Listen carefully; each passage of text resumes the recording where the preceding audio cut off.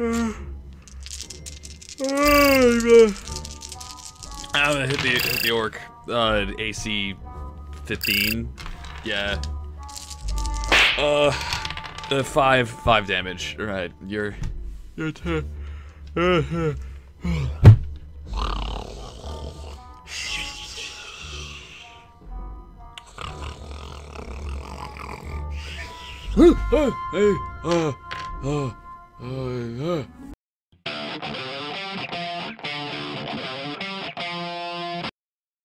You ever realize that sometimes your fights just are fucking boring? Like, even as somebody who likes throwing the dice, rolling them up, critting, botching, dying, killing, I'm all about that hack and slash. But, like, legitimately, have you ever noticed how sometimes this shit just turns into a slugfest of, like, waiting for somebody to run out of hit points? Why can't this be over already?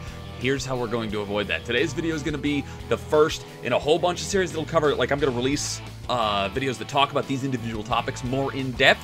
Alright, so if you have questions, let me know which ones you want to have at first, and we'll get this party started in 3, 2, 1.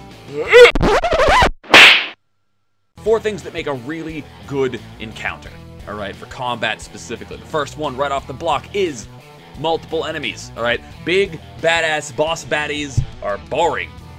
There's numerous reasons for this, and I'll try and cover a couple of the instances. First, they can only threaten so many particular places at once, which is makes it easier for them to avoid.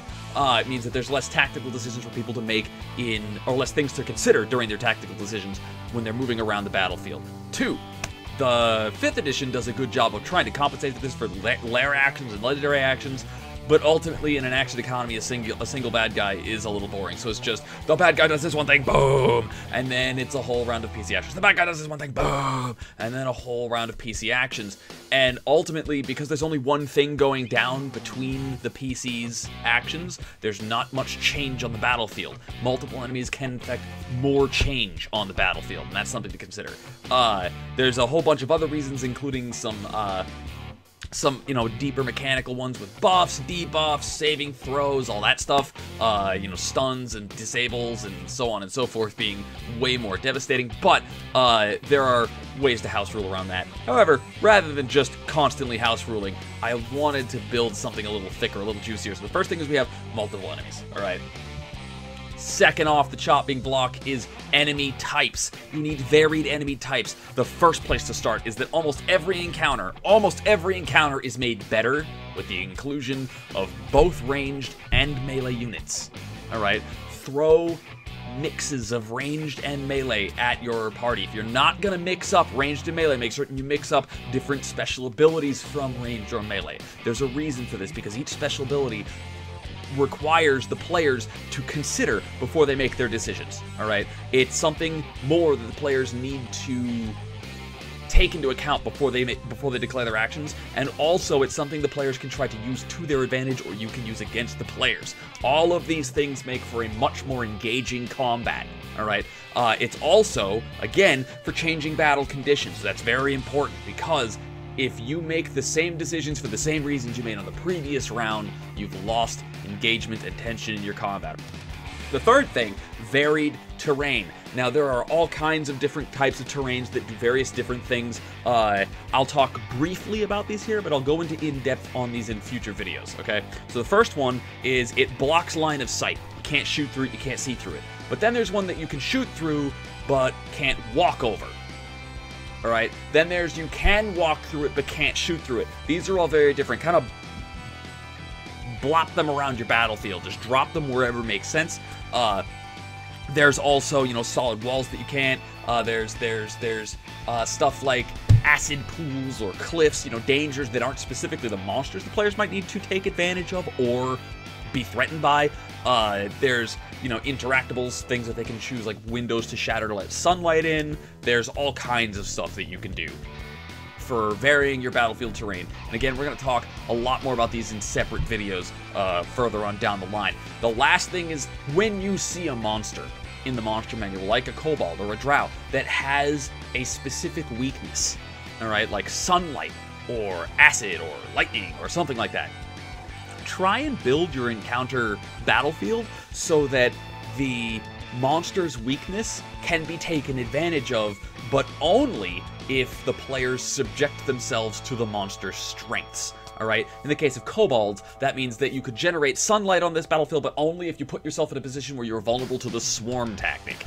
Alright, that creates high-tension decisions and high-tension moments, really big battle, you know, the tide of battle is turning moments in your combats and makes them a lot more engaging. Alright, so, in review, we've got use multiple enemies. Use multiple enemy types. Ranged, melee, and varying special abilities in each. Vary your terrain such that it is advantageous to melee or ranged in the same battlefield, right? Create areas that are strong for each type of player and enemy that you're going to be running into. And then finally, if you have the opportunity, pit your monster's weaknesses, protect them with your monster's strengths, so that the player characters can make the choice to dive headlong into what the monsters are really good at in order to take advantage of where they are weakest. And that, 4 quick tips for making your combat encounters a lot more interesting. Again, we're going to go over each of these in the future in more depth. But that's all the time I got for today. I'm evilsqueegee. I'll catch you guys later. Adios. The king stands before you, a list of false accusations in his hands. You kneel, doing your best to convince everyone that you are as helpless as you seem. As the evil patriarch rattles off each excuse his chancellor has conjured to have you executed, your eyes glance around yourself. There are still those loyal to you, even now, even in this very throne room. But you may only call on one to save you, for the others will be needed for distractions in your daring escape. You could ask Twitter, for his networking skills could easily lend you all the information, humor, or wisdom you desire once you have escaped this wretched castle. You could ask Twitch, with live gameplay performances, his acting talents could easily help you past the outer guards. You could ask GameWisp, whose subscribers have always gained special favors and treats from their communities. You could also call upon Discord, and in the chaos of conversation and gaming, make your last attempt at surviving the long night. Regardless of who you choose to aid you, there stands one major obstacle in your way. The king's bodyguards, massive in body and legendary in skill. Their very names strike fear into the hearts of the kingdom's enemies, and to think them now sends a chill down even your spine. Like and subscribe. What do you do?